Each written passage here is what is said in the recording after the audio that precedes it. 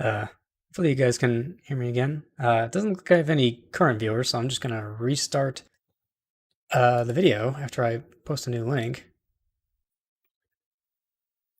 in the subreddit.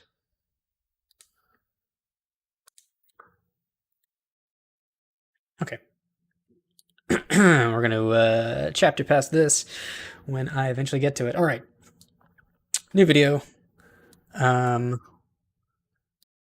So, hi, welcome back. I'm K-Brot, and this is 51% Attack. I had a pretty long market updates post yesterday, and so I'll go over some things that cross over with that and some potential new updates. So, starting out with crypto, we've got the Bitcoin chart, and these ones are probably the easiest one to talk about because not much has really happened. But in terms of structure, you do have Bitcoin dropping back below the 10-day yesterday.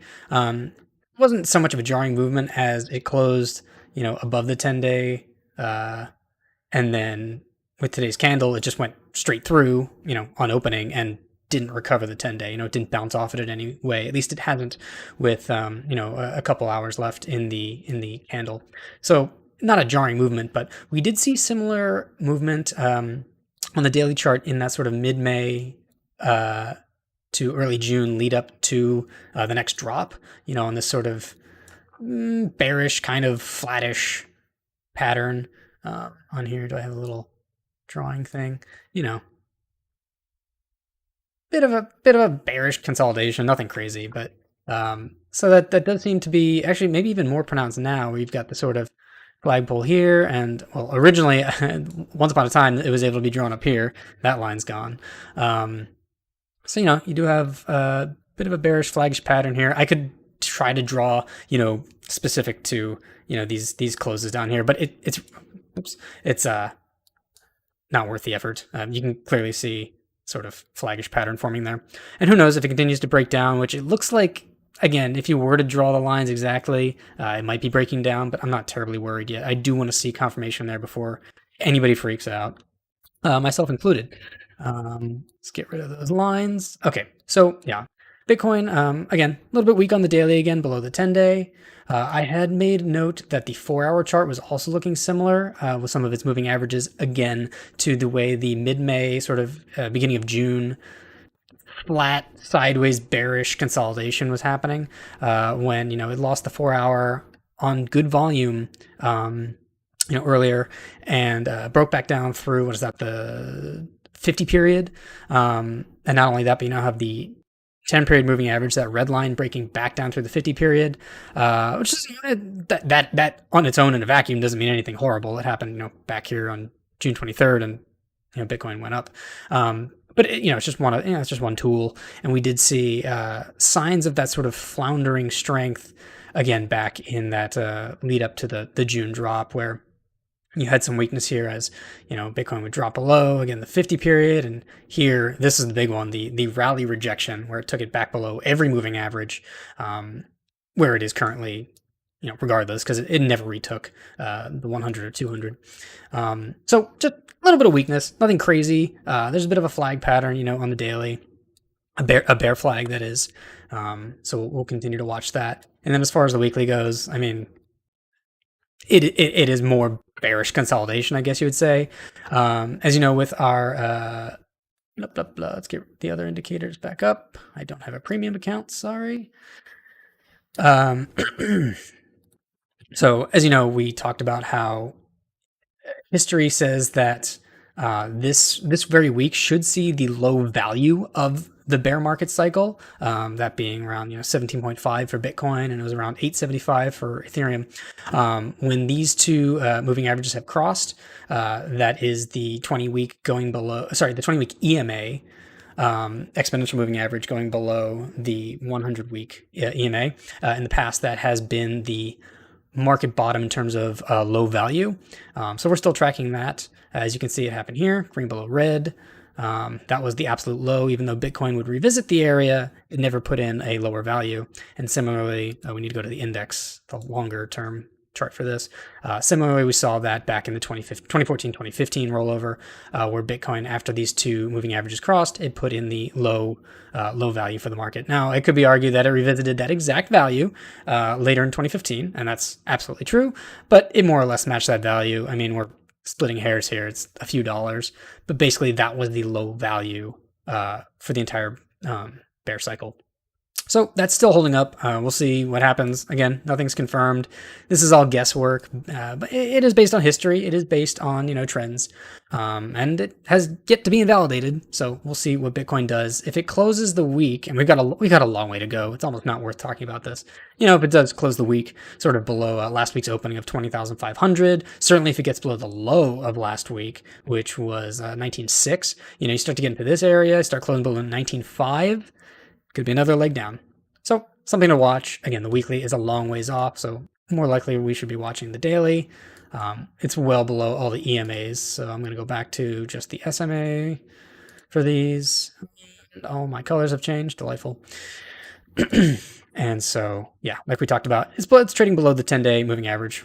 It's entirely beholden to the equities market at this point, so we'll get to that. ETHUSD is not really worth talking about. It's not doing anything individualized. It hasn't broken below its own 10-day. Sorry, that's not even the 10-day. That's the 9-day, because I haven't changed this chart. I hardly look at it these days. It's mostly about the ratio. So Ethereum's still above, I guess, the 9-day moving average. Maybe it's broken below the 10. Take a quick look. Again, this is just mostly for posterity. Nope. So yeah, it's holding at the 10-day. We can assume it'll probably go below its own 10-day today, but I'd rather talk more about the ratio since it's more important. Okay, so we've got the ratio here. Really nice breakout, late last week, and it's currently in a bull flag. This you got the flagpole up, and then diminishing volume as it sort of goes sideways down. That is a textbook bull flag, or at least bullish consolidation for the ratio. The issue that is sort of worrying me, it's not quite a bear div yet. In fact, you know what? Let me make sure I say this clearly. It's not a bear divergence at all. You've got you've got the highest high here, and then just a straight up series of lower highs on low volume, which is not a bear div. It would have had to have set a higher price at a lower RSI. It has not done that. So no divergence yet. Just kind of a bullish sort of sideways-ish consolidation. When I wrote the markets update earlier today, which was like 12 hours ago, more than that actually, it was looking to actually form a cup, or actually the handle of a cup. You can see kind of cup here, and then it had been forming a handle as it was sort of up here, that part of the range on the daily high towards like 058, and so I was hopeful for that. As of now, that's currently reversing. Bit of a bear hammer, not quite a shooting star. It doesn't look like the handle's not quite forming yet. It still might. If it doesn't and starts to get below these values on Bitcoin weakness, from what we were just discussing on Bitcoin's own daily charts, if it starts to lose 056 again, the ratio doesn't respond too well to moving averages. As I say that, I look across at this bear trend over here. Of course, it held very well against that moving average. But in the past, it will bounce sort of up, above, up, down, up, down, up, down, up, down, up. So I don't know that this moving average, which happens to be the 10-day at 055, 056, I don't know if it's huge support. So it's really going to depend on equities and how strong, Bitcoin correlates with equities as its own weakness gets introduced below the 10-day. So ratio looks good, geometrically speaking. Really, nothing frightening right now. Just something to watch. And if Bitcoin weakness, continues, it's possible that the ratio just breaks back down through support. And if it gets towards this zone, that 05 zone that I've talked about before, we'll do some more updates, because that's going to be a pretty scary test again. At this moment, nothing to worry about on the ratio. Actually looks fairly strong. It's a nice move. And I should say, with that 10-day MA, it's curling up. So nothing but near-term bullishness from me on that. And that's all I'm going to say about that. So before we get into the equities charts, we'll quickly go over the calendar. If you are only joining this video to see the calendar of events, this is your moment. Uh, so yeah, we're wrapping up Tuesday, June 28th. We had German consumer confidence earlier. As I said in a markets update, uh, you know, actual came in at negative 27.4, which was slightly less bad than both the consensus and the forecast were coming in. A little bit worse than the previous. So, not not a great indication, but certainly a little bit better. And if you were paying attention to markets this morning, you saw that Europe was up. I mean, European futures, Asian futures were up. Australian futures were up. Germany, the FTSE in the UK, and Australia, the ASX, they were all up on that news. So it took the American weakness to sort of undo that. That's why I always say this, with good intentions, but it is true. The European markets on their own right now they're just not strong enough to set their own trends. So like as of this morning, the FTSE, which we're looking at now, this is the UK market, they were super happy. They were like, oh, Germany's doing well, we're doing well. We've got the Bank of England talking tomorrow. They were riding high above 7,300, and they shot back down into kind of it's green, but a little bit of an inverted hammer on the U.S. news. And it's unfortunate, but when the only thing in the world that has a chance of stopping this downtrend is tech and growth, it's not what Germany and England and Australia do. They are industrials and materials and commodities. So, yeah, it's sad to say that Europe can't really stand on its own setting trends. So be careful when those futures come. Sorry, not futures even. I mean, starts at futures, but even when the real money markets in Europe come online, they can be undone by a bad American day, as we saw. This is a firm inverted hammer. If you go down to the 4 hour, you can see, when it showed up. Yeah, 14 UTC, U.S. market opening just demolished it. It was a straight red candle. Always something to keep in mind when you're looking at European futures and even the real money markets. But I'm getting ahead of myself. So back to the calendar. German consumer confidence came in. We also we will get Japan consumer confidence in a few hours, basically when I'm up again. And I don't have any expertise on that. It's suffice to say that Japan's economy, I guess we'll sort of bounce back and forth between here and the chart, because maybe that's one way to look at it. So yeah, I have no expertise on consumer confidence. All I can say is that the Japanese economy has just been getting hammered, not just with regular inflation, but look, every day I've been posting about it. 9 o'clock, 9 a.m. UTC, Japan just gets fucking battered by people by market makers trying to get that rate back above 0.25. It's every day like clockwork, except funny enough, the first day I mentioned it, actually they took a break from it. But yeah, you can see it. It's, starting, when did it start? Gosh, almost, 2 weeks ago? Yeah. Boom, 9 a.m., bam. Okay, maybe not every day. Maybe okay, a little bit. So right after 9 a.m., you got the punch here. 9 a.m., boom. Like as soon as those markets open, they are just hammering. It was really bad. What was that, Friday? They got it to, what is it, 0.42 before the close of that candle. So yeah, Japan's yen is just getting absolutely, well, I should say printed. It's getting absolutely printed with a straight up every single morning just to fight these attacks on the yield curve. Saw it again today. 9 a.m., boom, right up to, 0.25, which is, if you haven't been reading my markets updates, so 0.25 is where the Bank of Japan, BOJ, is to keep it at or under, or it's very likely that the massive amount of bonds they hold could start to be worth less than they hold, and that's not good. It's estimated at something like 200 billion US dollars in self-owned, country bonds, Japanese bonds. So again, I'll keep following the news as best as I can. I did not follow it, sadly, yesterday to see what new policy updates they may have, if any are in the works. But yeah, 0.25 is the level. You keep seeing them attacking it. As far as that pertains to, Japanese consumer confidence, I have to assume that inflation is hurting them as much or more than any other country. And yeah, so that's one thing to look out for. Deutschland, Germany, going to get the preliminary inflation rate. So this is the first, usually when they do inflation rates, it comes in like 3 or 4 rounds globally. So we'll see a preliminary one tomorrow morning. And let's see, previously it was 7.9. Consensus seems to be 8, forecasted 7.9 again, matching. So, as long as it holds around to basically this area, 7.9 or 8%. I wouldn't expect any kind of jarring action on the European futures or real money markets. But you know what could do it are all of these speeches. So an hour after that German preliminary inflation rate comes out, we've got them lined up. So this is, what do I set this to? This is the New York time zone. So 9 a.m. New York time, we've got European Central Bank President Christine Lagarde, she's speaking. We've got Bank of England, BOE Governor Bailey speaking. And of course, we've got US Fed Chair Powell speaking. That is a massive lineup for 9 a.m. New York time tomorrow. Watch out for any volatility.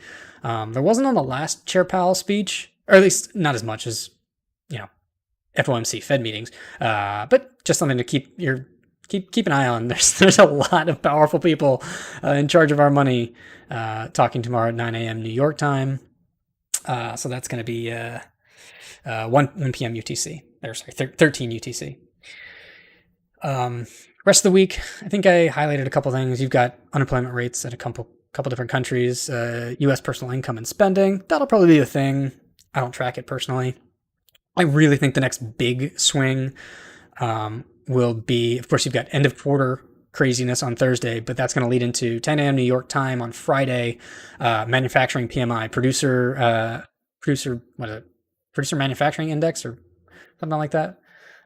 Purchasing managers index. Sorry, this is what it costs companies to get materials, and it's directly affected by everything: inflation, transports, supply, demand, crush, all that kind of stuff. And so this is going to be a big one. As you can see, May was, as I jokingly called, a surprise. It was a surprise rise, which certainly helped, sink the indices last month. You can see the change, from May into June as that came up. I have no doubt that was a big part of that. And so, yeah, we'll keep an eye out for the June report. That's on Friday morning. I'm sure I hope to have another update before then, so I'll remind everybody. Could be some volatility around there, as well as end of quarter stuff. And so that's all that's really fit to print for this week's calendar. We'll talk about next week when we get to that. But yeah, screen cap this if you need to, or go to the website if you need to keep track of it for volatility reasons. Otherwise, let's get into the equities charts. So, I'm doing this completely live. Again, I have nothing planned. I need to do better about planning. But we'll basically just run down my list of things to watch and try to do this as quickly and concisely as I can. So right off the bat, let's talk about the dollar index, DXY. Typically, although it didn't yesterday, typically it trades counter to the market as it did today. We did see flight to the dollar a little bit today as it's up half a percentage point, and it is back above its 10-day moving average. That suggests maybe some strength coming back into the market. It would have been nicer to see it hold at the 10-day moving average like it did back on June 23rd, maybe send it down again, especially as the stochastic RSI momentum was about to enter bearish territory. It is on the near term, the average is still above at 23. The near term, or whatever the term it is, I'm forgetting, is technically in bearish territory, but that can easily be recovered if the dollar surges higher from the 10-day moving average. So not great to see strength flow back into the dollar on the daily. However, it is painting, lower high. It does have the divergence here. Shows up on the weekly as well, where you had a local high value back here in May 9th, RSI of 81, and here it had a slightly higher high in terms of value on June 13th, but a lower RSI down at 71. So painting, upslope in price, pretty big downslope in RSI. That is a bearish divergence for the dollar, which should be good for equities and crypto. And you can see that again in microscopic fashion. On the daily, you have a lower high over here, but an RSI at 74.3. Higher price back here on June 14th. Higher high price, lower high RSI, because it only got back up to 70.1, which is down from 74. That is a bearish divergence on the dollar. So hopefully that continues. Hopefully today's surge is just another lower high, and we do see pressure on the dollar and return to risk. But we'll be watching that. Japanese yen, we already talked about, still under fire. They are still just constantly firing salvos at that 0.25 rate. Again, the last 2 days weren't quite as bad as Friday, but every day matters, and they're still firing on, and the bank has been unable to get it back to below a safe point since all the craziness of this year started. I would say if you call this the inflection point, then maybe late March when we saw equities markets go down. So we'll continue to watch that. Let's take a look at U.S. 10-year bond yield. And again, similar to the dollar, this usually puts pressure on especially tech stocks, but overall the indices in general. So you do kind of root against 10-year yield at this point. We're here on the daily.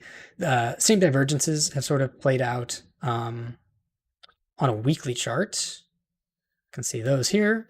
So just pulling out to the weekly really quick before we look at the day's action. Back in early May, we had this local high, higher high in June 13th. So higher high price, lower high down here on the RSI. That is a bearish divergence on the yield that should eventually, if that divergence plays out, again, not every divergence plays out, but if this negative divergence plays out on the yield, that should remove some pressure on tech as borrowing money becomes cheaper again, and hopefully welcomes back, at least in part, a risk on market. Again, slight divergence, but it's a powerful one at the weekly scale. And on the daily, we saw, the daily candle has already rolled over. My apologies. So yesterday we did see a little bit of strength come back into the 10-year yield, but still, a lower high all the way from mid-June. Lower high in price, lower high in RSI. Nothing to really report about right now. It's still trading underneath the 10-day moving average, right around 3.2, where it spiked yesterday. So looks fine to me. Nothing to really talk more about there. And the yield curve is kind of just blah. Nearly inverted again last week, but just barely avoided it. I guess if you squint, maybe you can call it an inversion. It's not mathematically, but I'm sure that action wasn't pleasant for anybody. That was the day that we hit the market low as well. So that's the yield curve. That's the 10 minus the 2. We already talked about crypto. Talked about Bitcoin. Glanced over Ethereum USD. These are the shorts. Not much to talk about here. Geometrically, shorts are really, really tough because a short can close in one of two ways. Shorts, shorts breaking through averages and breaking through levels only. The derivative of a Bitcoin short is volatility, not necessarily up or down. A short can close one of two ways, as I always say, in success or in failure. So not too much to talk about here. Just to say that, like on the weekly scale, if we pull back weekly on shorts, there's not a ton of strength here, which means the pressure isn't really, to my eye, it doesn't seem to be coming from, whales trying to create mischief. It's elevated off of the lows for sure. We're still in a time of volatility, of course. I don't think that would shock anybody to hear, but there's not a crazy amount of manipulation. Kind of is what it is. I wish I had more to say about that, but basically nothing to see here. It's right in the middle of volatility, not a ton of manipulation coming from shorts. And again, this is just Bitfinex, but it's a large exchange, so it does give you a decent bird's eye view of what whale manipulators could be doing. As of right now, doesn't look like very much. Let's head back to the daily and dig into the equities. So we'll do the SPY. Let me turn off all of these drawings. You've seen these lines before. They've been drawn for like 6 months at this point, so hopefully you've been following me long enough that you know that these lines aren't drawn after the fact. I drew them many, many months ago, and these levels were, they were dead on, all these zones of support. But let's talk about the daily. So yesterday, in the earlier markets update, I should say, it feels like a day ago, we talked about what yesterday meant for the market, and it was just kind of a low volume red top. The issue being, a low volume red at the bottom of a downtrend can of course be signs of a reversal because it means bears are getting tired. A low volume red top on a green rally can be a reversal pattern in the other direction because, you would think that the volume would keep going up, that you'd want to pile into the greens. They didn't yesterday, and I did say that I wasn't terribly worried to wait for confirmation. And again, this is why you wait for confirmation, especially if you're pattern trading, because look at what we got. I talked about in the markets update how the only thing that would really give me concern is to break back below that 380 gap we've been talking about. I mean, look what they hit. So the low of the day, they basically closed at the low of the day. The low was 380.53, closed at 380.65. Again, basically closing at the low of the day, a couple pennies here or there. As Ben Cohen would say, what's a few pennies between friends?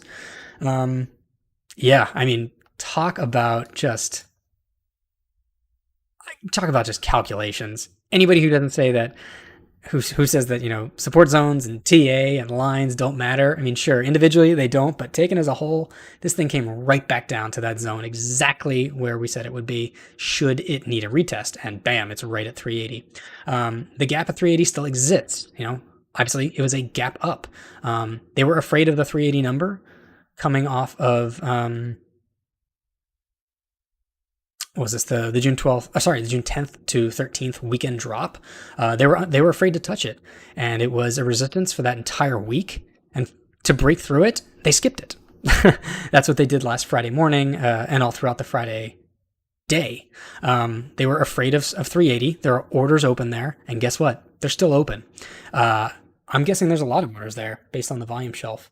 So right now they're afraid to fill it. It did hold, so there's nothing scary yet, but they're right there.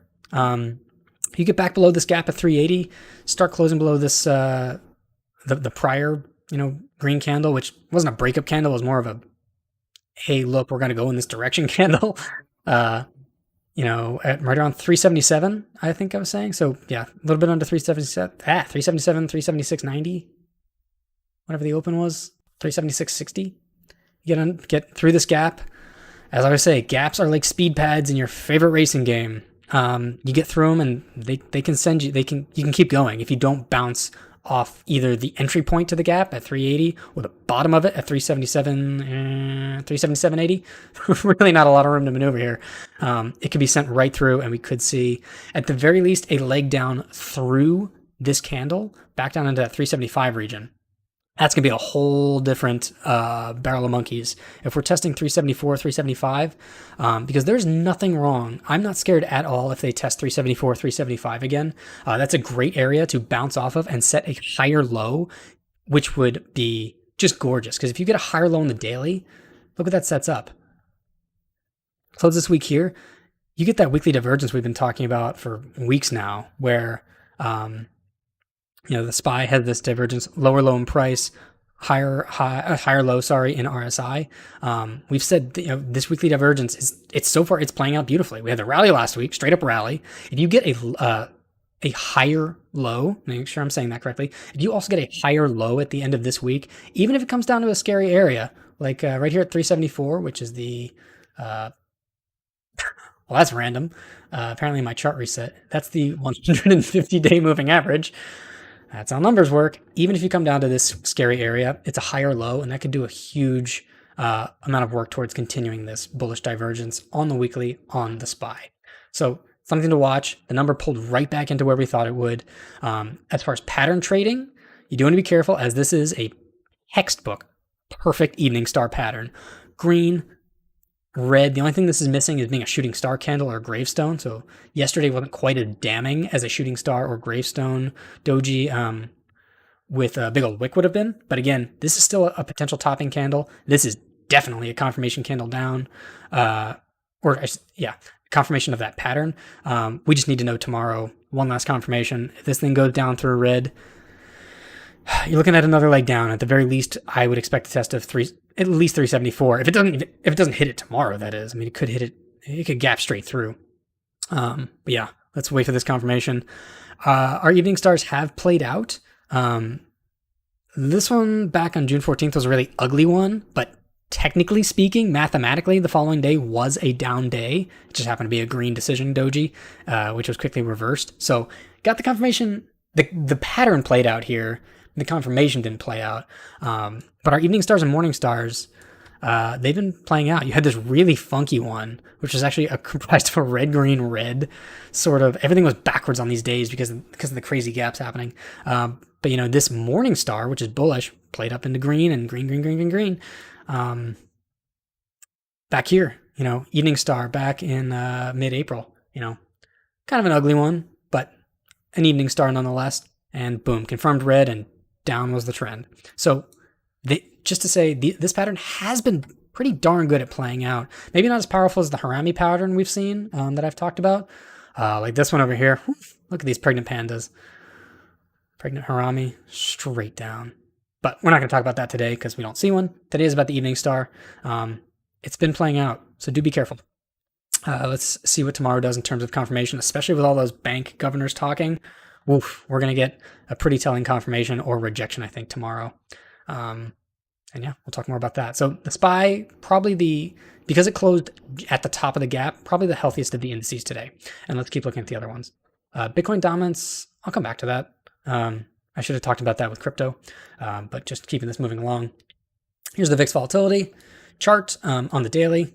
Obviously, markets wrenched down -2%, which means, of course, VIX was going to rocket back up. Yesterday, VIX was down with equities, as I said, primarily due to how energy functioned. I'll show those charts after we get through equities. So yesterday was a bit of an outlier, but typically volatility, fear in the market is going to come from, down days in equities, and that's what we saw. A little bit of fear. It's pulling back into the moving average. It looks like the 100-day moving average. Geometrically speaking and moving average wise, the VIX is a tough chart to do. It works in spikes and gaps. So it's not. I don't quite adhere to it as much in terms of geometric tracking, but this is a big green day. It's currently heading for an engulfing candle. It closes, I believe, when the day rolls over at 0 UTC. So another couple of hours, hour and a half. Currently looks like a green engulfing, which, if it plays out geometrically, isn't great.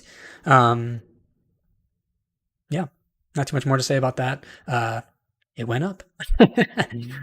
And it doesn't mean tomorrow is going to be a down day necessarily.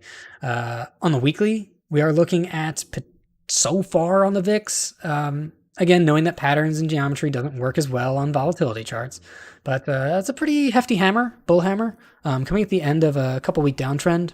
Could be a reversal. It's not really going to do anything to my analysis unless it gets back above, especially this moving average that it was lightly tracking. Again, lightly tracking. I say that with full awareness. So I don't know, if it gets back above, let's say like 28.7, 29, and certainly 30. If it hit 30 again by the end of this week in a nice big green candle, it could be some fear ahead for markets. The other thing I want to talk about the VIX before we just move on is I've mentioned how, history and data is saying that the market bottom for this bear cycle could very well be in. There's just one of the major pieces missing is that spike on the VIX. I don't know if I've talked about it on stream yet, but if I can just highlight it here, like when you look back at the major crises, you've got COVID, of course, big VIX spike. I don't need to explain that one. You've got the 2018 drop, the Christmas surprise, as they called it. Bit more of a rise here, and of course this blow off shooting star candle on the actual week of Christmas back in 2018, early 2018. I don't remember what this pertains to, but you can see a blow off top in the wicks that sent it down for months and months and months. Much easier to track. You have the 2015 oil crisis. Boom! Look at this blow off top. Of course, you've got 2011. You've got the Fed pivot. Janet Yellen and the Fed, reversing. Big blow off volume here in the early parts of that, and then just straight down for months.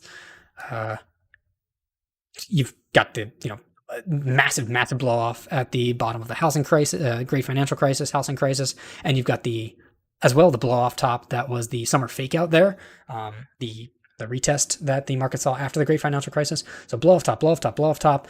Yeah, that's if you go far back. There's of course several rises that sort of lead up into the dot-com recovery. Boom.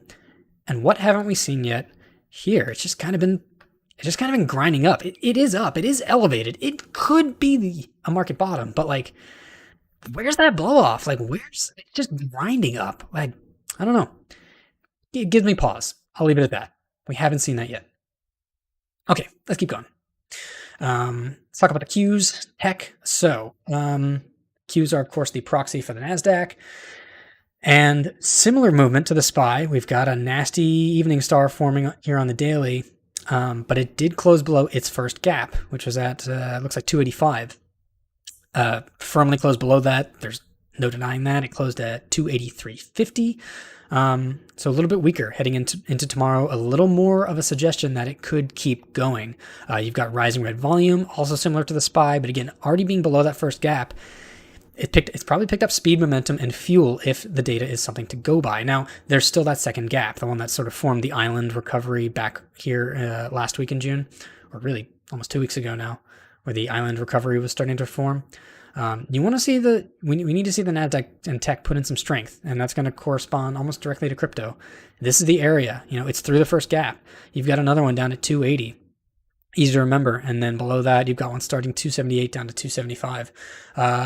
I wouldn't want it to get there. I personally would not want it to test below 278, which was, I think, the low of June 22nd. Yeah, 277.90. So yeah, 278. I'd say that the Qs have one more test in it. If they want to, put in that higher low, that would be really nice. It has the same divergences as the SPY, where it put in lower low here. We're on the weekly now on the Nasdaq. So again, lower low in price, higher low on RSI. It has the same bull divergence as the SPY, but yeah, you definitely want it to. It has less room for error to put in this higher low. So we really want to see, even if it gathers strength and pushes through this gap down to like 280, you want to see 278 to 280 hold on the Nasdaq, or we're gonna have another talk about potential leg down. Looks like the stochastic is rolling over. Obviously, the RSI is rolling over, but in terms of bull versus bear momentum, the stochastic has rolled over here. I would say more so. Yeah, the SPY is still heading up. So the bulls still have a chance to save it. The bulls, it's more or less flat or starting to roll over. And so the bears are going to have a great shot tomorrow into the end of this week. So yeah, tech looking a little bit weaker. I'll come back to the IWM because that's a little different. Go to the DIA, which is the proxy for the Dow Jones. Basically the same stuff, although probably tracking more closely in strength to the SPY. It's, again, got kind of a nasty textbook evening star forming here on rising red volume after declining green volume. Not a great setup, but it did stop at the gap, did not close it. So, yeah, basically same rules as the SPY. It's currently stopped at the gap at, was that 309 where this opened up? Yeah, 309. I wouldn't feel too bad if it enters the gap and starts testing this 306.50 area, which also happens to be the 10-day moving average. That would still be fine for me as it puts in a potential higher low. Let's see, did the DIA have? Yeah. Dow has the same bullish divergence on the weekly. So again, if it can carve out that higher low on the daily right around here, I wouldn't be terribly worried. But let's see what this confirmation of the evening star pattern prints. I mean, same risk as the SPY. You've got declining green volume on that rally last week. Now a red topping candle, and now increasing red volume on this evening star. The ball is not quite in the bear's court yet, but the pattern certainly suggests it could be as soon as tomorrow. Let's see what the confirmation is. They're fueling up for a down day, but nothing's guaranteed. Maybe it stabs down tomorrow. Like you get a little, maybe you get a green stab down into the 10-day moving average, and then just boom, rest of the day is like a green candle recovery back up. Maybe even get like a bit of a cloud formation. If you can get it back above the 2/3 point of this breakdown candle. So, if it spikes down into the 10-day and comes back to like 313, 314, that area, really, pulls back into this low from the prior day. I would say that would be a really nice rejection of this pattern. So we'll look for that. But it wouldn't shock me to see at least a spike down to that 10-day MA, because once this candle starts up, that moving average is going to go this way. It is curling up. So it makes sense that they would at least put up a fight there. The bulls, that is. We'll see. That's my potential guess for tomorrow's candle. Could also just, go straight down through on this increasing red fuel. So again, we need a confirmation there. Okay, let's go back to IWM small caps. Typically more of a bellwether, especially for crypto. Yesterday, instead of the red topping candle that we saw a lot of the other indices have, it was simply a green indecision doji, which I was sort of wagering could be less bad. It gives them a chance to decide whether or not risk on is coming back to these small caps. And nope. Nope. it got the same. It's a really ugly evening star. I would still count it as an evening star, at least in terms of like how I approach tomorrow's market. Really, really ugly. By no means textbook. But look, evening star aside, let's just talk about what this candle represents. I mean, that is a full red engulfing on increasing red volume at the top of a rally. That's bearish. I mean, there's no writing around that. That is a straight up bearish candle. Again, increasing red volume, massive engulfing red candle below yesterday's low. The only thing you could say is that if you sort of pretend that this candle doesn't exist and you just weigh today's closing candle against Friday's, it's actually, as I say that one live on air, I was going to say at the very least it didn't get past the halfway point, but it actually did. Halfway through Friday's candle would be about 173.25, something like that. The 2/3 mark, it looks like it stopped right at the 2/3 mark of this breakup candle from the gap. And what that represents, so when you get 2/3 of the way down a green breakup candle, it's called a dark cloud pattern. It is, again, a bearish continuation pattern, meaning it's more likely that tomorrow is another down day, again, especially with increasing red volume. And I'll tell you, as we get further down this list of stocks, why that's further confirmed. I'd say it's more likely tomorrow is another down day on small caps and maybe another down day across indices because of this, because that's right at the 2/3 mark. I would call that a bit of a dark cloud. So the dark cloud, by erasing this, this Monday candle, you get a bit of a dark cloud pattern. If you include the Monday candle, you've got an ugly but still prescient, evening star, and of course, riding red volume on a big red engulfing candle. It's not great. That's straight up bearish. Even though the momentum is still upwards, bears are in a really good shot tomorrow. A really good place tomorrow. They've got a decent shot to fuel this thing and maybe another further leg. Similar to my rules for SPY, because IWM small caps haven't entered that first gap yet. This area is still fine if they can hold up around this 171 area, maybe even enter the gap and test the bottom of it at 169, 170. I would still be fine with that as long as they can bounce from here. You're going to have added strength again from this 10-day moving average. There's a lot at this zone, right at 170, right at 169.85, 170. If the bear fuel only gets to a test of this area, which would be the bottom of the gap as well as confluence with the 10-day moving average, that could set up a really nice bounce afterwards. So I'm not by any means frightened or concerned for the small caps, but it does look like tomorrow has a better chance of being a down day based on just all those patterns I talked about. There's a lot of bear fuel there. So something to watch. I wouldn't be particularly concerned until it gets back below 170 though. And there's a lot of strength before it gets there. Let me take a sip of water. I'm running out of my own fuel. I don't have a scotch with me tonight, so hopefully you guys have yours. Okay. I talked a lot about small caps. Let's get to... Is it worth talking about individual stocks? I think we can pretty much guess from how tech performed today at negative 3% how the market makers are doing. Apple, down 3% as well. Cruised through its first gap, which was, it doesn't really matter. We don't track the numbers day to day here. 140 down to 138.50. It shattered that, got right down to 137.50. Same as the NASDAQ. It's got a second gap coming up. Strength here on this upward curving 10-day moving average. That could be a good place to turn around. Didn't quite have as much volume as yesterday's topping candle, and we're just talking about Apple stock individually. Individual stocks do not hold as much weight, but again, that's kind of nice if it actually turns around, maybe at the moving average. So likely chance of a down day based on the evening star and the gap close, but there's a good amount of support there. Let's see what Microsoft did. Basically the same thing. The only difference is that I think Microsoft was, it was a little bit closer to its 20-day, or sorry, its 50-day. Actually, it's straight up rejected off the 50-day.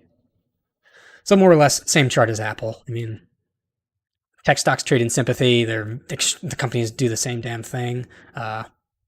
Same analysis for Microsoft. Close that first gap. As long as it stays above this gap area or just toys with it, maybe doesn't close below 253 and change, 252. There's a good chance for Microsoft to turn around. Same as Apple at this sort of confluence of a gap area, 255, which also happens to be the 10-day moving average. Just took a peek at chat. What's up, guys? Yahas Duvedi. Hey, man. Or woman. Nice to meet you in here. Thanks for watching. Steve Gallagher, you're very welcome for these live streams. Yeah, I try to put my own perspective on these charts. I'm not tooting my own horn. Just this is my perspective and how I sort of see things. So yeah, hopefully they help you guys. And if you have any questions or need me to elaborate on anything, I'm more than happy to talk about it. Cool. So yeah, moving on. So we talked about Apple, Microsoft, Tesla. Oh, this one was fun. Okay, I know I just said I wasn't going to toot my own horn, but I do have to laugh because everybody on YouTube was saying how this was the most obvious W double bottom they'd ever seen. You've got boom, boom, boom, and then as of yesterday, boom. Oh, this wasn't too scary a day. Like we're gonna rocket right off, and Tesla's gonna lead the growth market. It's gonna lead the market out of its bear, and then down 5%. Oops. Yeah, that was a nasty day. Whether it was in sympathy with growth in tech or if it did it all on its own, yeah, Tesla had a rising red volume, not a crazy amount of volume, but definitely a rising red volume plunge back to retest the 10-day moving average. Same evening star pattern below the prior green low here. Didn't get quite below the Thursday low. Actually, didn't even go near the Thursday low. So let me just make sure I'm clear about that. But definitely the same evening star pattern as the rest of growth and tech, and it's currently fighting at right at that 10-day moving average, right around 694.50, 695. This is a really good area to watch. I know I was just making fun of the Tesla Moon Boys, but just like tech can recover faster than other indices, a big meme stock like Tesla, with its massive amount of liquidity compared to the rest of the market, liquidity meaning a stock that everybody and their mother thinks they can trade, and so there's just a lot of money moving around in it. Similar to how tech can turn around first in a recovery, Tesla can turn around before the rest of the tech indices, tech index. So as I made fun of it, but it's a good one to watch. If Tesla can hold up tomorrow and bounce off this 10-day moving average, or at the very least sting down to this low from Thursday of 685, 686, and turn around there towards the end of the week and do, I don't know if I still need to paint this, doesn't really matter. Kind of maybe sting down tomorrow and then maybe scare people below the moving average, maybe clear out some, maybe squeeze some shorts, bounce off this low, and then turn up for the rest of the week. That I'm not going to eat my shoe because I was right. This was not an easy double bottom by any means. In fact, it's a lower high right now. But I would say that Tesla would be showing strength at that point. So this is a good one to watch. See what it does. It certainly had the opportunity to bounce around. It's on the stochastic RSI. It's in full bull. It's coming down, but remember, stochastic is different from RSI in terms of trading. Whereas RSI has levels of like pure oversold, overbought. Stochastic is more of a zone based thing where as long as it's in that zone, the momentum is fully with the bulls, which means the bulls it's full bull right now. It's above 80. They can turn it around tomorrow just with if you get a green candle that matches the volume from today, turn this thing around, or at least get some kind of reversal or rejection of the evening star. Tesla could turn around, tech could turn around, the rest of the markets can turn around. That can all happen. Just to say, we'll watch for confirmation tomorrow. I know you're tired of hearing this, guys. Since when is Tesla a meme stock? I call it a meme stock. I know it's not part of like the GME AMC craze, but I would say it's a meme stock because if you look at the liquidity in Tesla, where's a good place to look at this? It might even be Yahoo Finance. This may have it. Don't mean to offend people, by the way, by calling it a meme stock, but just the sheer amount of liquidity in it. Does this have it? I'm going to have to pull this up later. Anyway, I call it a meme stock because along with Apple, which is not a meme stock, so maybe this is you may have caught me with my pants down, but it's just easier to say than a stock with lots of liquidity and market movement. So much money passes through these stocks, more than almost any other individual stock, that it does trade a little bit more at the whims and sentiments of the retail trader, which is a dangerous place to be because as we all know, retail traders, the business of the stock market is to punish retail. So if you have a stock that has massive retail liquidity, it can be subject to a lot more manipulation. And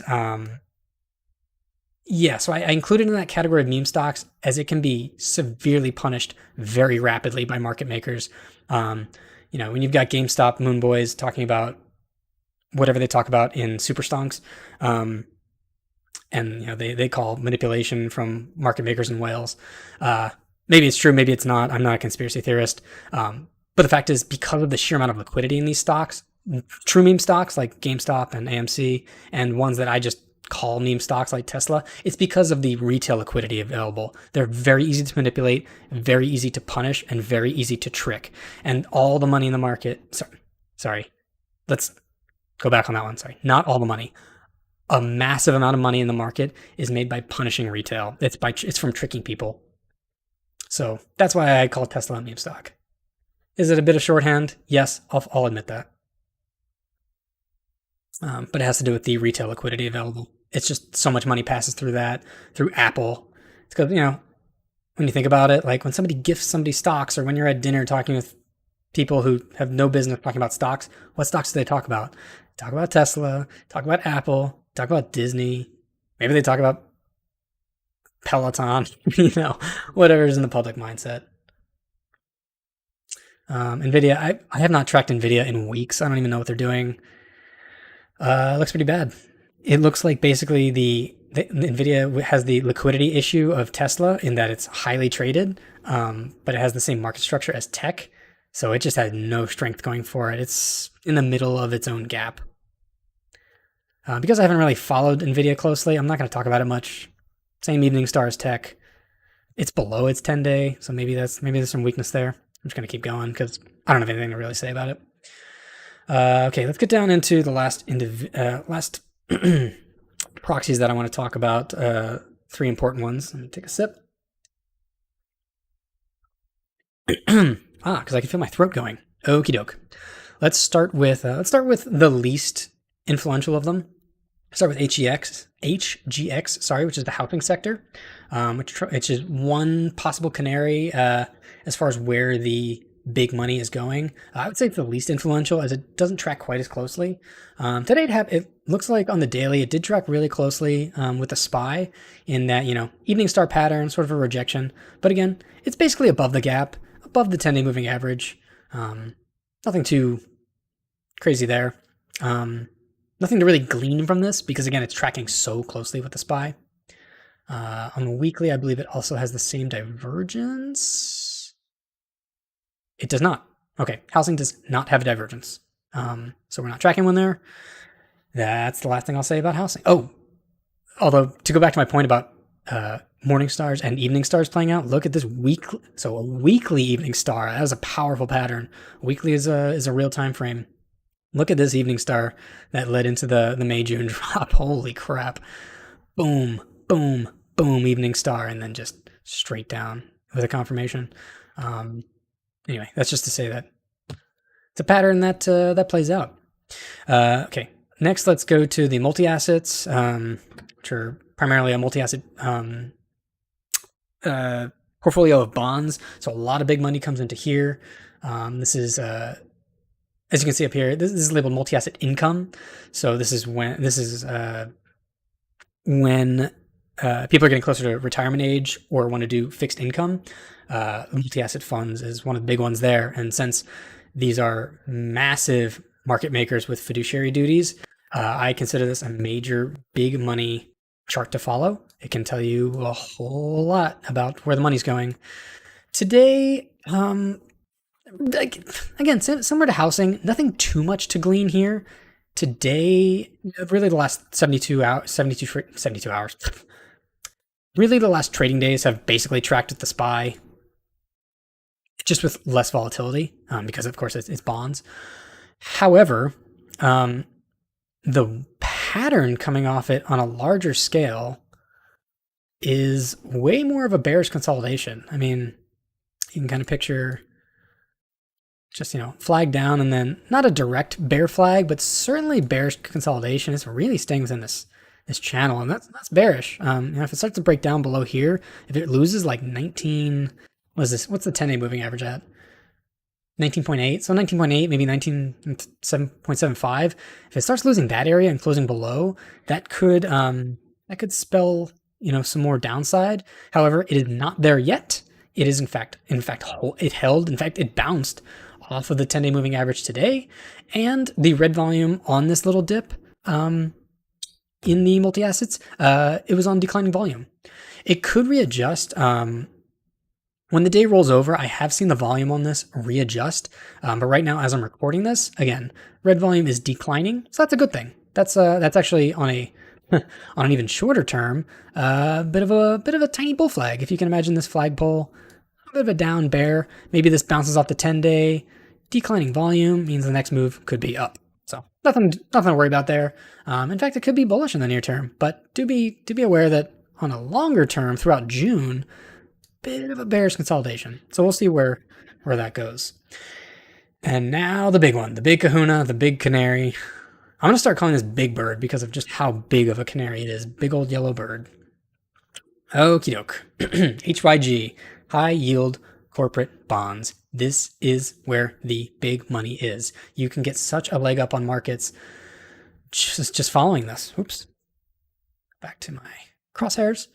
So earlier in my markets update, I talked about how, yesterday, after much of the indices weren't really scaring me yesterday, just having this topping candle, I wasn't particularly concerned. The one thing that concerned me, and I wrote about this, was high yield bonds, because boy, did it put in it was on lower volume. I noted that it was on lower volume than Friday, but it put in a red engulfing candle, full on higher high, lower low, red engulfing candle, even on lower volume, not a great sign. And I said, watch out, because even if the rest of the indices were looking pretty much fine after yesterday, the big money, the market movers were saying, hey, we're not in on this move yet. And you can tell because on the 3 lead up days, they were green along with the market leading into last Friday. Green. There was conviction. There was money moving into the market.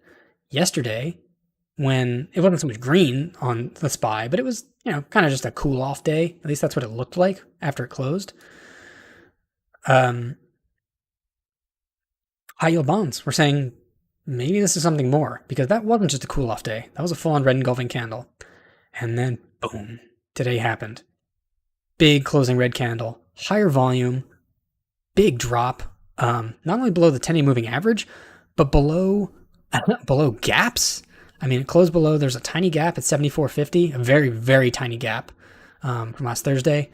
Shot straight through that, shot through the moving average, shot through the second gap from last Tuesday, it looks like, which was 74 down to, 74.20 down to 74. Shot through both gaps on volume and closed below last Tuesday's low, which was at that time a higher low. That was at 73.98. Closed today at 73.76. It's bearish. There's really not much more to say about that. That is a strong bear candle on high yield, at least in terms of the geometry on it. As you can see, if we draw this out, again, it's kind of the same bear flag, bearish consolidation period that I showed you earlier on housing. That on housing, it wasn't too much to worry about.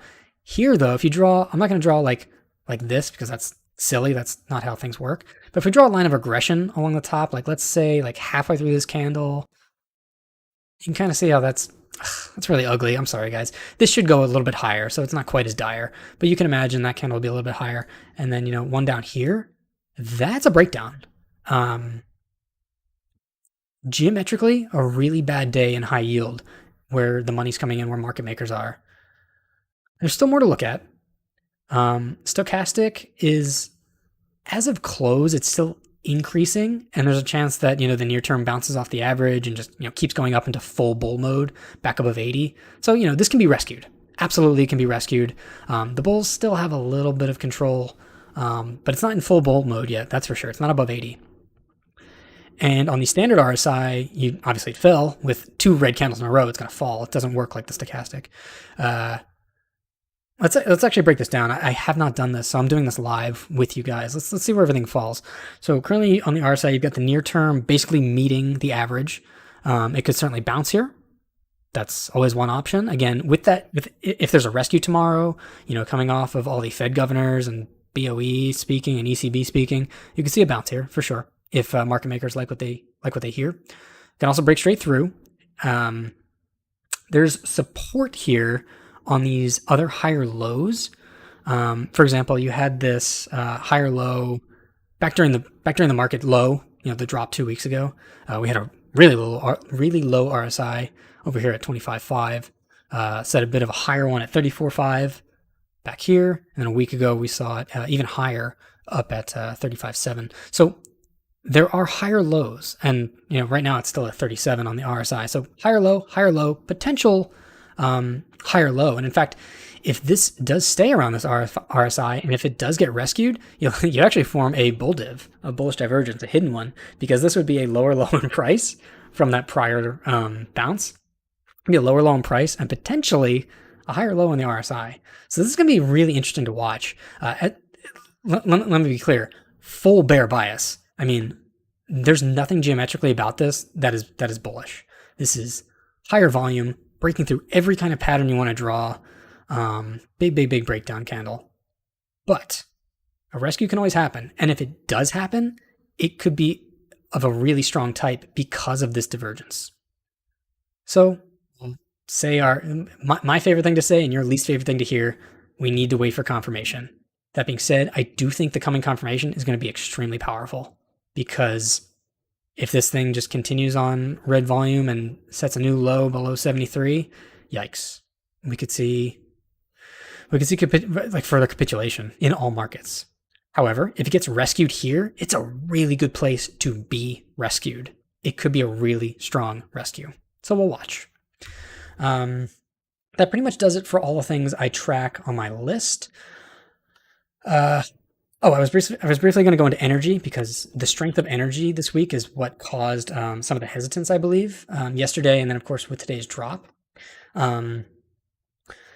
As yesterday closed, I said that U.S. oil was just kind of showing some strength because it was getting to be, it was coming out of bearish momentum. It was crossing up into bullish. I wasn't too worried yet, and I said to wait for confirmation. Well, here's our first confirmation. A gap up, a back above the 10-day moving average. Not something to worry about yet, especially because, it's still trading underneath the prior, this high candle from June 21st, which was last Monday. Was it Monday or Tuesday? I think Monday. Whatever the 21st was. It got stopped at the high there, which means this could it's still a higher low it's still a lower high until proven otherwise. So nothing to worry about here. However, it's a little bit more strength than we were just showing yesterday. So that's where the hesitance and the negativity in the markets came from, I would say. Bit of a breakup candle, however, nothing to worry about until it gets through this high at 85.20, 85.30, somewhere around there. And on the weekly, still just a massive divergence playing out. I mean, higher high on price, lower high on RSI. The bear div is still playing out on oil. It's a good thing, because typically oil is going to higher oil prices puts pressure on transports, which puts pressure on the rest of the market. So we are rooting against oil typically. Also for our gas tanks, which I don't have one. I have an EV, thankfully, but for everybody else.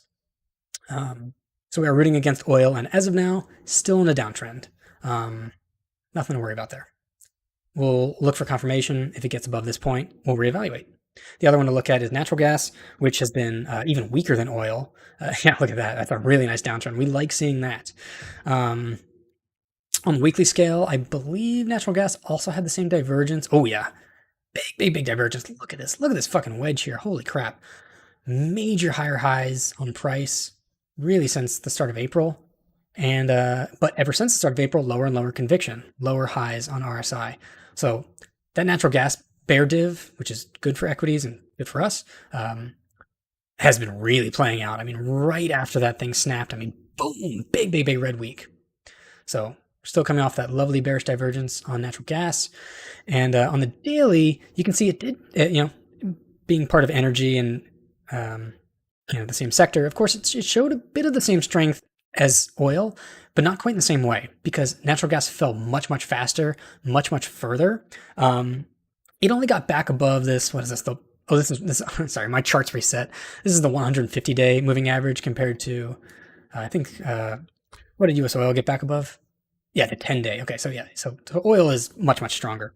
But going back to natural gas, it did break back above this moving average, but the 150 is less concerning than the 10, especially in the midterm. In the near term. So a little bit of strength in these past 2 days, causing the market hesitance, the market negativity, rising green volume. So, there's some strength there. And it did retest. It looks like it stung down into the 150 on today's candle and then sort of bounced back up. But that's just an indecision doji. This can also, if tomorrow's a good day for indices and a bad day for energy, this can reverse right back down. It's the RSI is underneath the average, means it can just bounce straight off there and come right back down. Maybe form an evening star of its own, the good kind of evening star, the one that we want to see in energy, so that the rest of the markets are freed up to move. That could happen. But, I do need to note that there's a little more strength than just yesterday's closing candle, which could have been just straight up rejected at the moving average. Instead, it gapped up. It filled that gap, intraday. So this is just an indecision candle. We got to see what they do tomorrow. There's no guesses to be made as to direction. That's the whole point of an indecision candle. We'll see what they do. Again, so a little bit of strength in energy, or in natural gas, but not quite as strong as oil. Something else to watch. I think that should cover everything. Oh, I was going to talk about Bitcoin dominance. More so as it's just so curious. I mean, so, I talk about all these markets, but, I'm an Ethereum guy at heart. I'm all in on Ethereum. So to see this funky Bitcoin dominance happening, where the market's dropping and dominance is also dropping, it's lovely. Obviously, it's having a bit of a bounce this week. A bit on the daily. Actually, a bit of not an engulfing candle, but it's above yesterday's high. I don't really track this geometrically. It's more just interesting to watch. It's go ETH. I know the ratio is kind of suffering on this current daily candle. Looks like it's down almost 2%, but it's been showing strength. On a weekly, I noticed something the other day. What was it? What was I looking at? I think it was on the exponential moving averages. Let's take a quick peek at those. There's something to do with last cycle where I thought, oh yeah, look at this. So last cycle, where of course the bottom wasn't until this spike over here. Let's zoom in on this. So this is Bitcoin dominance on the weekly, and we're looking at the last bear market. So dominance spiked up into the 100-day exponential moving average in September, which was the start of the final drop, the final bear leg of the 2018 bear market. It dropped once, so it rejected off here, went back down, and then went back up, and then went back up into a final rejection off the 100-day, and that was the market bottom, December 18. One last rejection, kind of diddled around as ETH and alt kind of made plays, started to rise up again. And then from there on, it was Bitcoin's market as it went into that famous summer 2019 sort of fake out rally. But I wonder if there's something to this 100-day exponential moving average to watch. Again, it took two rejections off. It took a surge and then two rejections off of it to mean anything. Where are we at now? We're seeing what could be the first surge and rejection off of it. Obviously, it's not quite perfect with the 100-day EMA, but I would consider that a rejection. I wonder if this is going to go, contrary to what I believe, which is that the market low value is already in. I wonder if I will be wrong on that respect, and this is the first rejection off that 100-day EMA, 100-week EMA, that leads into the final bear leg, and maybe we go lower, and then the next surge up into it will mark the market bottom. Again, this is complete speculation. There's nothing to really draw here because who the hell knows how it's going to work out. But I do wonder if there's something interesting about this level where we see, one more rejection off the 100-week EMA, sort of as the bear market comes to an end. Oh, that reminds me. Oh, crap. There was, I was teasing in my markets update how I was tracking another set of indicators for a potential end to the bear market. So, as I said, we're already working on the donut indicator, which is, again, green below red. I talked about this weeks ago. We've been tracking it. So far, it's holding up. Now with the 20-week going below the 100-week, green below red. After that, when the RSI on the weekly is oversold, tends to the week right after that happens tends to be the low value for the bear market. So far, it's true. It's not looking great with this bear consolidation happening, but so far it's holding up. But the other thing I was looking at was on the SMA chart. Let's quickly do this. Sorry, I keep going over on the time. So I was looking at the true end of the prior bear market in 2018. And what marked it was crud. I should have written this down. This is what I get for going live.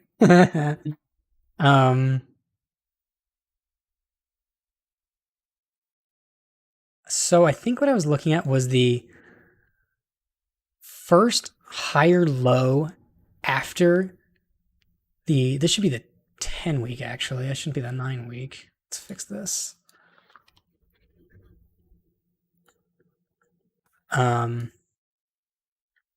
So the higher low that occurred after the 10 week went below the 200 week, which is this red below orange cross here. So the market bottom had happened. There wasn't much to track on this SMA chart. It just happened. It was here, and it was in December. It was the week of December 17th that the low occurred. It rocketed off the 200 week MA pretty much perfectly. Sorry, that's in black. Jesus, why would you put that in black? You can't even. I can't even see that. Okay, there we go. Okay, so you can see the market rocketed off the 200 week MA at the actual bottom, but the bear market was confirmed to end once these moving averages happened and we got a higher low again off the 200 week SMA. Right here, this was in late January. It tested the 200 week again and it was up only from there on out. Obviously it had the fake out, we had the COVID plunge, but it never ever returned to bear market lows. So could that be another indicator that we watch? Let's see where we're at today in 2022. Well, look what's about to happen. Now, okay, let's approach this with clear eyes. We're already well below the 200 week MA. Everybody was talking about it heading into this drop. Would the 200 week hold? I wasn't terribly certain. I know that Bitcoin often trades into the 300, which I think it may have touched 300. I don't know if it actually smacked it. It got pretty close. Too close. I don't want to leave that up there though. Let's go back to the 200. Okay. So yeah, we're already well below the 200 week on Bitcoin. But look what's about to happen. Could it hold from last cycle that the 10 going below the that's the 150? God dang it. Did I have, oh man. I think I have the wrong values up for this. You know what, we'll still look at it because it's interesting, but all my numbers are off. I should have looked over at chat. Steve saying, yeah, Bitcoin dominance without stablecoin market caps. I agree. Because of how stablecoins have rocketed up, because of how valuable DeFi is, how valuable Ethereum is. I think that's a really good take. So this is for funsies, especially because all my values are off my charts because they must have reset when I got rid of the indicators. So I'm laughing because none of this is going to add up to anything meaningful. But so now this is officially for what can we expect? Potentially that the next lower low bounce off of the. Well, there's not going to be a bounce off the 200 week because we're below it. So let's just say the next lower low, should we get one? Let's say like if equities weaken this week, if we get some kind of fright where we need a higher low, not on a closing basis, but just on a wick basis, like Bitcoin wick down to 17.5. If we get another scare down to like let's say 18.5, which was a decent zone, it was I believe the low here in late December 2020, 21.9. Okay, so 21. Wait, what? Hang on, did I have that completely wrong? Yep, I have that completely wrong. What I meant to say was mid-December. So this break up candle, the opening was... this is what I get for going live. Okay, anyway, point is, you can see this volume shelf area. I don't know what the exact... This whole area right here is a volume shelf.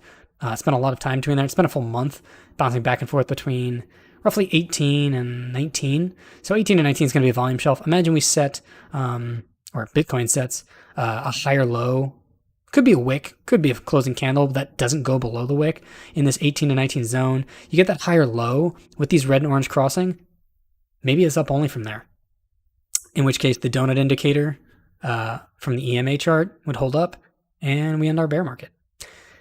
That was completely for funsies and speculation. All the values are off on this chart, so none of that means anything, but it could be something fun to track. Okay, I don't want to take up any more of your time. I'll put up chapters for the different sectors of this stream so that if you need to go over anything, look at more charts from this video that I may have gone over too quickly, you can revisit them. And of course, if you have any questions, you can ask them in Reddit or comment on the video. If you guys have nothing else for me, I'll probably wrap it up there. Once again, I went over an hour and 15. I need to get better at this.